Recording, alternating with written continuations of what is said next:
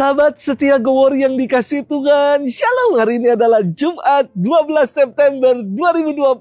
Hari ini kembali kita akan bersama-sama merenungkan firman Tuhan. Semoga firman Tuhan yang kita renungkan ini kita kunyah menjadi nutrisi buat kita menjalani hari hidup kita. Kita akan merenungkan firman Tuhan yang diambil dari Injil Lukas 6 ayat 39 sampai dengan 42.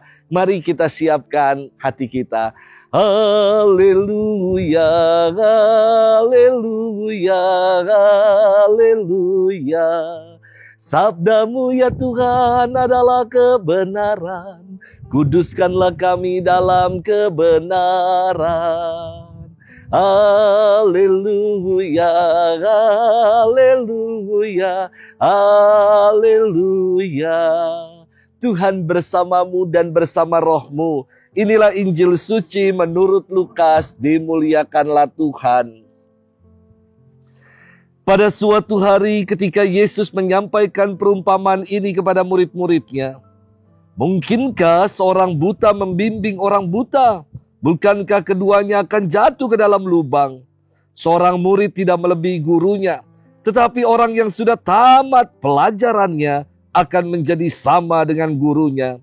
Mengapa engkau melihat selumbar dalam mata saudaramu, sedangkan balok dalam matamu sendiri tidak kau ketahui? Bagaimana mungkin engkau berkata kepada saudaramu, "Saudara, biarlah aku mengeluarkan selumbar dalam matamu," padahal balok dalam matamu tidak kau lihat? Hai orang munafik, keluarkanlah dahulu balok dari matamu, maka engkau akan melihat dengan jelas untuk mengeluarkan selumbar itu dari mata saudaramu. Demikianlah sabda Tuhan. Terpujilah Kristus. Sahabat setia Gowor yang dikasihi Tuhan, Shalom. Melihat talenta musik dari teman-teman yang tunanetra, saya membentuk sebuah komunitas yang saya beri nama VOA, kepanjangan dari Voice of Angels. Mereka terdiri dari 6 orang dengan talenta-talenta istimewa. Ada yang bersuara emas, ada yang pandai main keyboard, ada yang pandai main saksofon dan flute. Komunitas ini dibentuk untuk pelayanan penghiburan di rumah duka. Walau sering juga saya undang untuk memeriahkan acara di paroki. Walau mereka nggak dapat lihat, tapi mereka punya hati yang peka untuk dapat melihat dunia.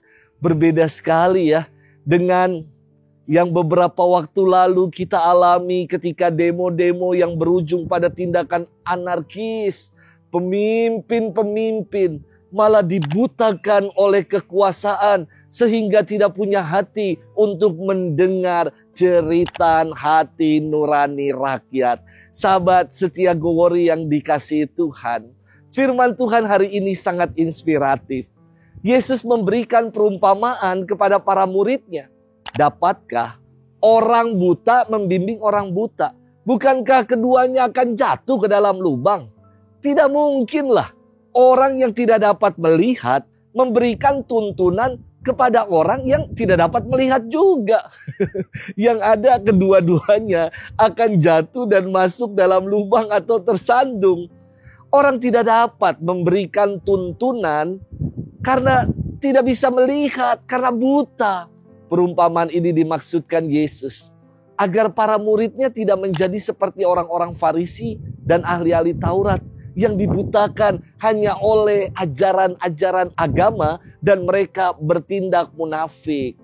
Mereka dibutakan oleh pembenaran diri sendiri, merasa paling tahu tentang hukum Taurat, namun dibutakan oleh kepentingan diri hingga mereka sibuk untuk menghakimi orang lain karena merasa benar sendiri. Orang yang demikian diumpamakan Yesus dengan orang yang melihat selumbar di mata orang lain. Sementara ada balok di depan matanya, tidak ia lihat. Inilah orang buta. Bukan buta secara fisik, namun dibutakan oleh kemunafikan.